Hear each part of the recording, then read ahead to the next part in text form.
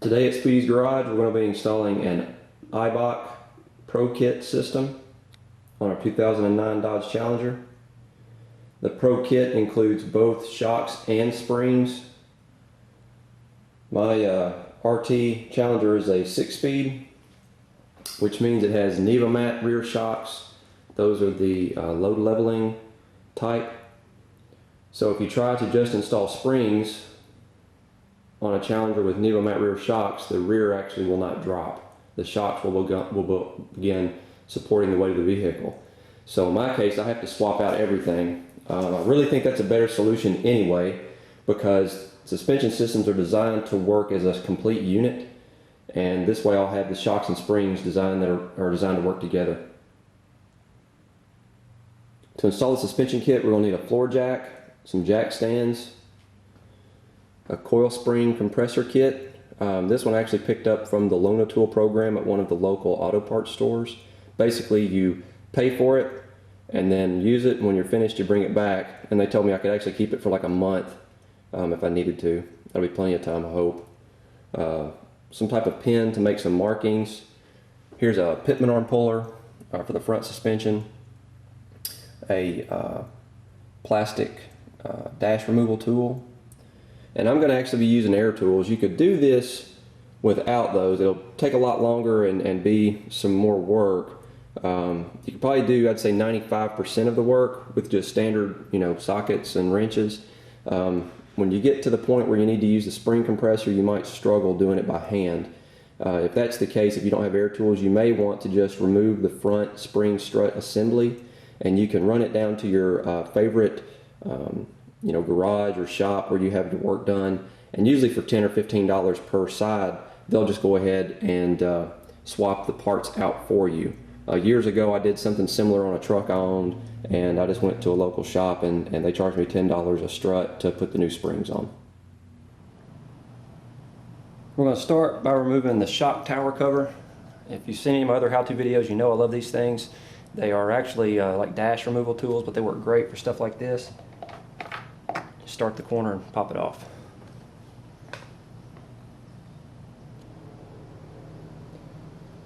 Next, we want to support the area we're going to work on the jack stand. Never work on a car with it sitting on a jack. It's really dangerous. I've actually had my jack start to fail on me a couple of times, even when jacking it up. It's older and has some leaks, so never work on a car with it on a jack. Always use a jack stand for safety. I've got the jack down there on the back where the lift point is. There's a little like hockey puck looking thing underneath there.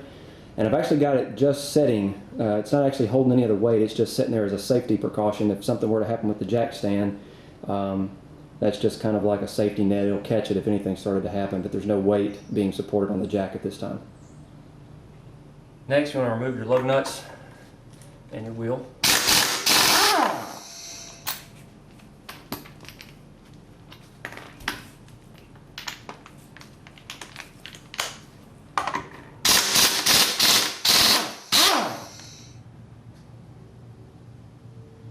Next, we want to remove the strut mounting bolts. I'm going to leave them just barely on there for now.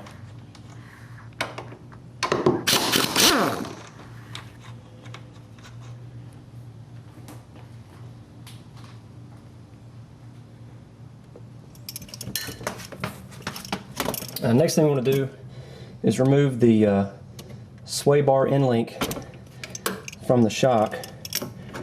And thanks to G-Man for this little tip on Challenger Talk. What you want to do is hold the bolt still, put a little penetrating oil on the threads here, and this is basically a shaft that goes through. It's a threaded shaft that goes through to the sway bar end link, and it will spin.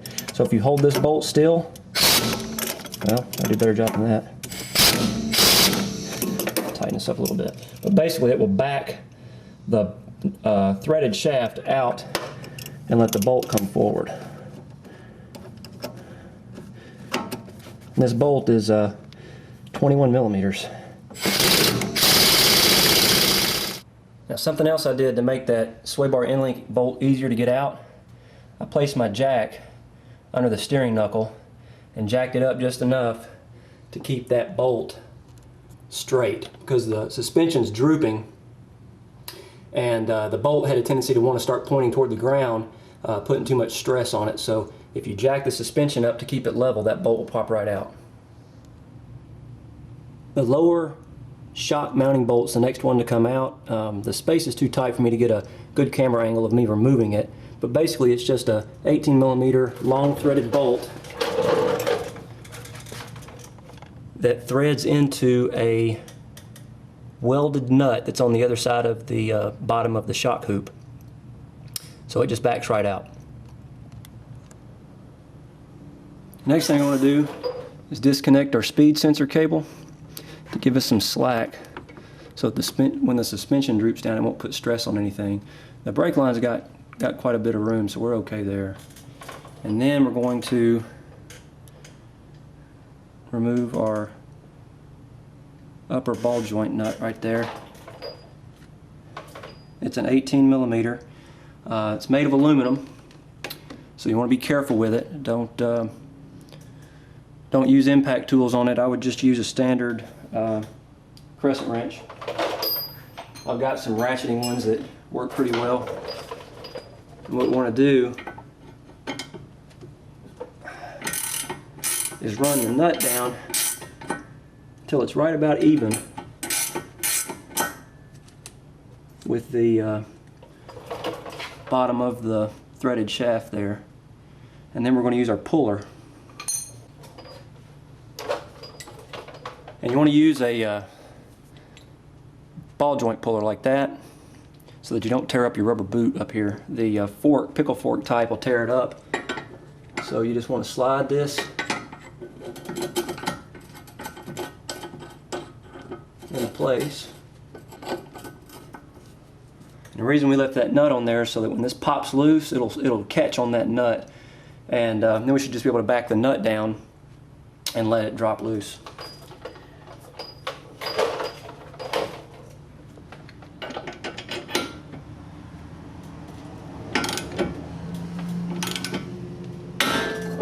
There she goes.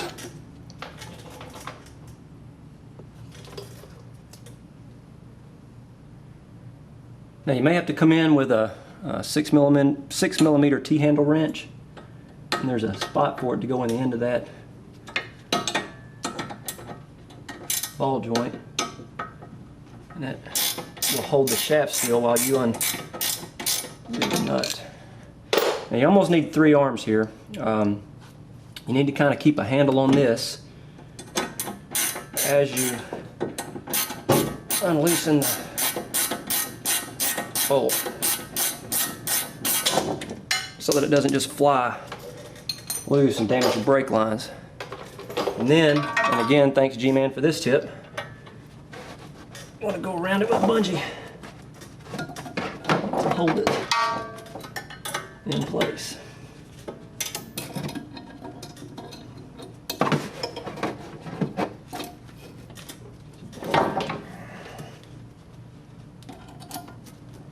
That way you're not stressing anything out, like brake lines or any speed sensors or anything.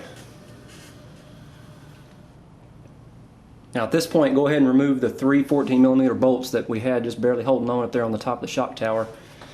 And you can come in here and push down on the suspension. These things are heavy, so keep that in mind when you're taking them out. And next is the fun part. I've gone ahead and mounted the spring and strut assembly in my vise. Be careful when you're clamping down on it here. You don't want to collapse the shock. Just get it to where it won't move around on you too much. These are the spring compressors that I did the Lona tool deal on from one of the local auto parts stores. You see how I've got them hooked up